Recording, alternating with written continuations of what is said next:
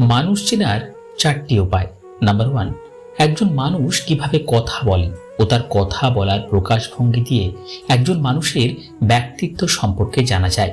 একজন মানুষ যত বেশি সুশিক্ষিত তত বেশি ভদ্র তার আচরণ।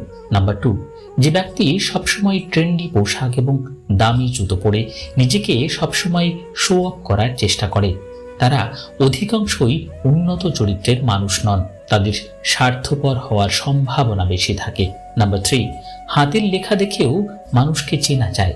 যে ব্যক্তি যত বেশি সৃজনশীল এবং অলস, তার হাতের লেখা তত বেশি রুক্ষ হয়। অন্যদিকে সংগঠিত ও সুশৃঙ্খল ব্যক্তিদের হাতের লেখা ভালো। নাম্বার 4, যে মানুষেরা পরিষ্কার পরিচ্ছন্নতা বজায় রাখে ও স্বাস্থ্য সচেতন, তাদের উচ্চ আত্মসম্মান এবং তাদের নিজের প্রতি ভালোবাসা বেশি থাকে।